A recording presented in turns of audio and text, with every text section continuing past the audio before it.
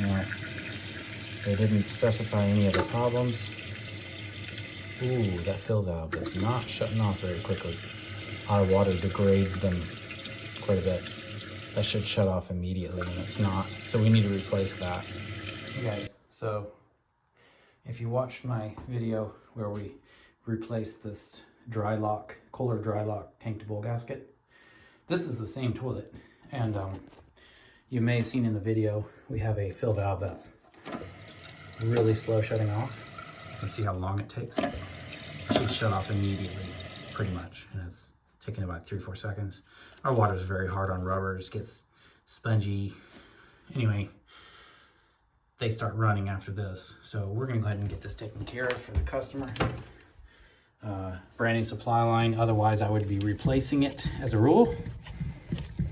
But shut the water off, flush the toilet, all the standard stuff. I do want to show you a quick trick on this. A plumber showed me quite a few years ago. First, we're just going to get this stuff disconnected. All right. And, but yeah, I'll show you what we got going on here. Get our towel. And the towel is part of the trick we're going to do.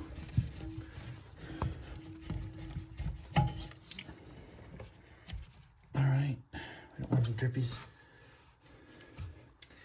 Okay, so we're going to start out with our channies. I'm going to go grab my channies and we're going to get this loosened up. All right, guys, we're back. I said channies. They're not channel locks. They're actually Nippics. You might call it a slip joint style. This is actually technically a pump pliers, is what they call it. We're going to go ahead and loosen the nut here till it's hand tight. And let's get you set up and we'll show you what we do. We are using a Wolverine brass fill valve. We've been using these lately. We were having quite a few of the Fluid Master fill valves. Actually had problems, leaked, spit water, brand new out of the box. So we changed up to a local South Carolina company, Wolverine brass. So let's get all set up. For this, how we're gonna do this, I'm gonna show you today. We're gonna get our nut close by, our fill valve close by, and while we're out here, let me show you how this thing adjusts. You take this lock, squeeze it in, pull it down. When you do, it unlocks the bottom, the base, and that allows it to slide. Let me see if I can do this. Okay, so at this point, now that it's unlocked, you can adjust it. Okay, just make sure it's locked in. All right, let's get this done. And then we'll put our fill tube on while it's out here too. It doesn't have to be done out here. You get in a sequence of events and you just do it that way. And everything's close by. Make sure you drop your nut on the floor. It's very important. Just kidding. All right, the other thing I have is a plumber's socket or shower valve wrench, whatever y'all want to call it. I have just a small #1 Phillips. To turn it, we're using the, let's see if I can see, 1 1/32 end for this particular fill valve. All right, now, trick is gonna be whether I can show you how I do this without dropping my phone in here. So I think I'll show you from down below. Let's get you here. All right. So we're gonna take our towel like this. We're gonna get a couple layers, 2, 3 layers, 4 layers, whatever.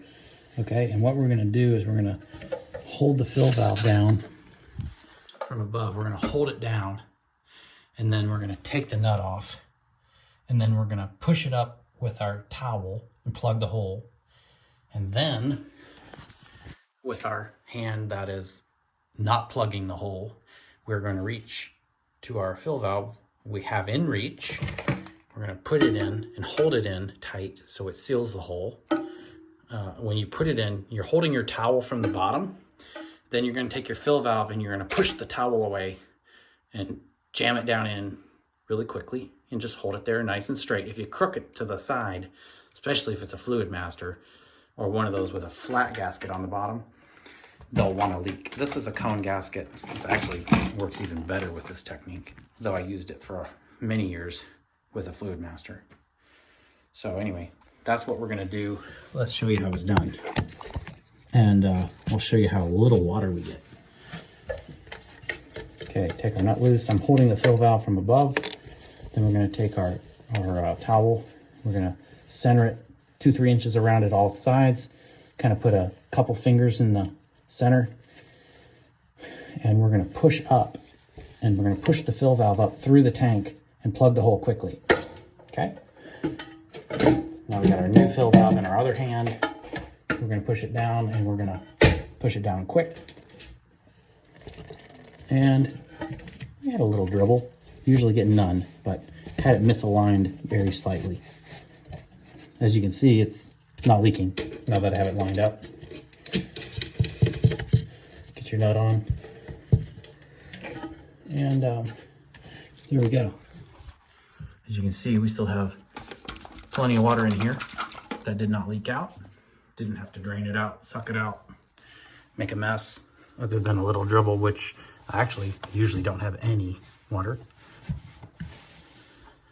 Trick is to get it lined up quickly when you push it through. Now, we're going to tighten it up with our shower valve wrench, plumber's socket. Now, what I will do, tightening this here, I'm going to take and I'm going to grab the top like this. So this fill valve, actually, you can remove it by lifting up and turning to the side. Okay, if you need to clear debris, you can do that. So the position for it to actually be tightened on is this direction, which so happens to be the direction we need to hold the fill valve as we tighten the nut underneath.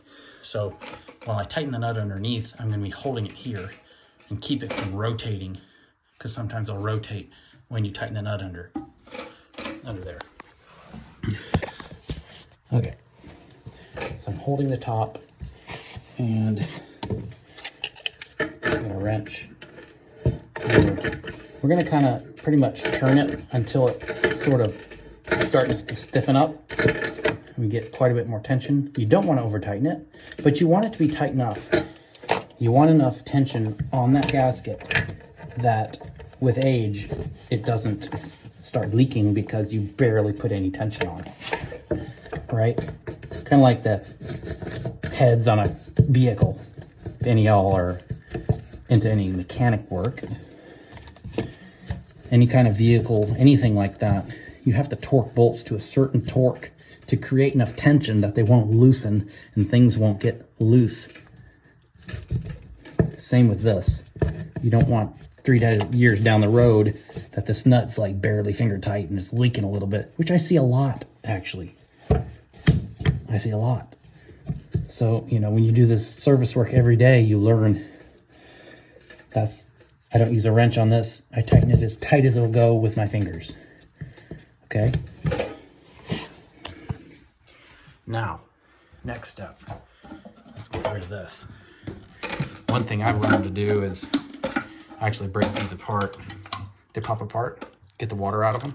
They don't leak everywhere. Well, they don't leak as much. I had a bucket for trash, but a lot of times I'll just throw this in the box. Okay, it's not hard. Or it's not easy to do with one hand, but it's all right.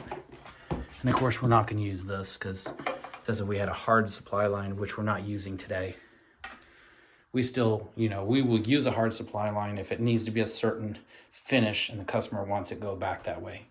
But the stainless steel supplies work really well even if it is a different finish, most customers are like, no, just do it. It's fine.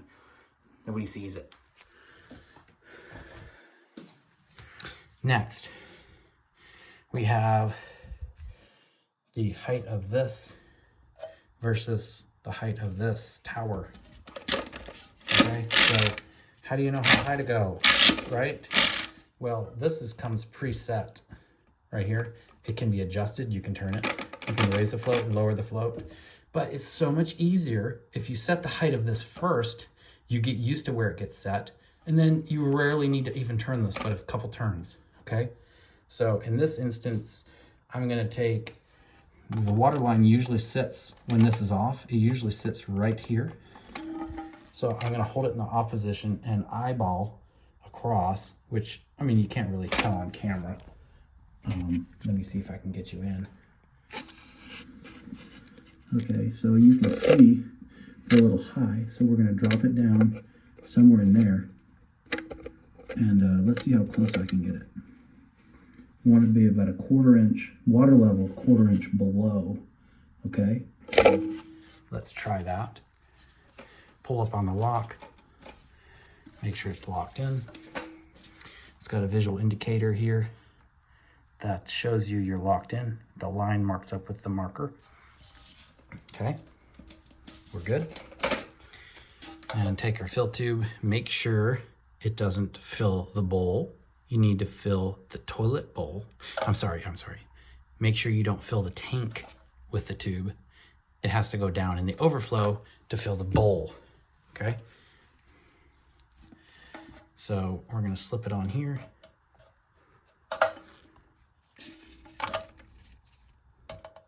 Like so. And you can adjust the position of this to keep it from being too noisy when it's filling, if needed.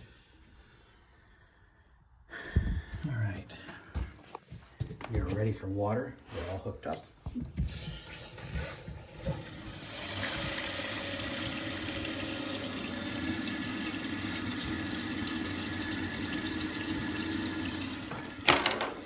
Oops.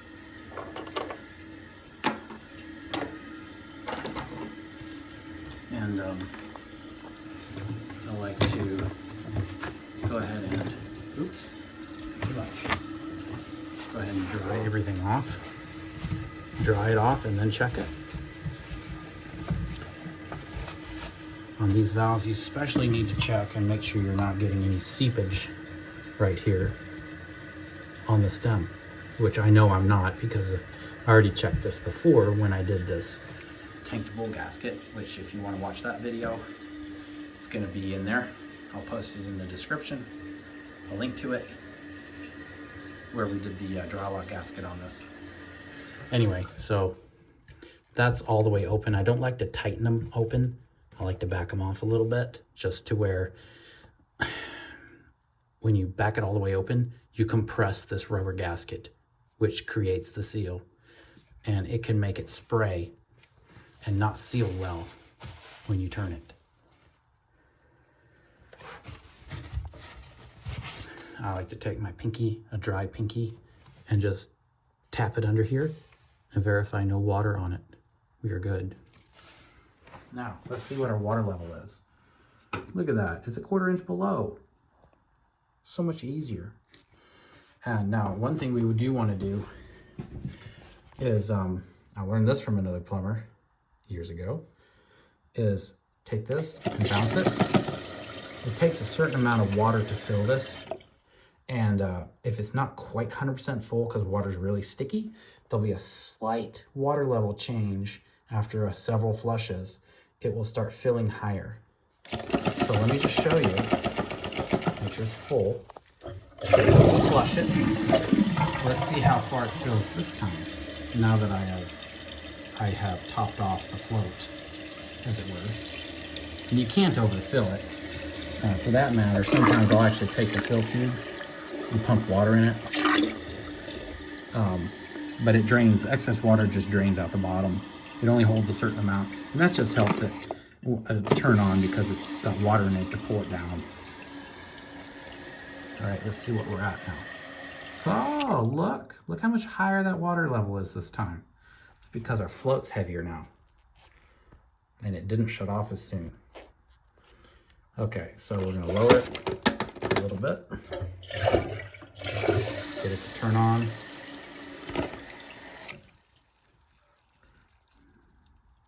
We are about right at a quarter. We're gonna flush it all the way this time.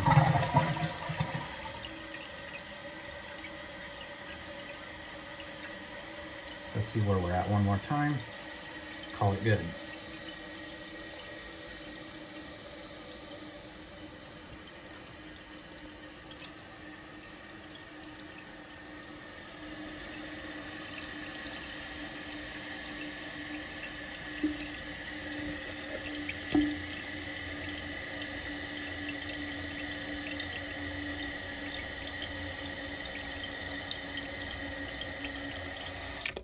Yeah, it's a little bit on the high side, slightly. We'll go another couple clicks.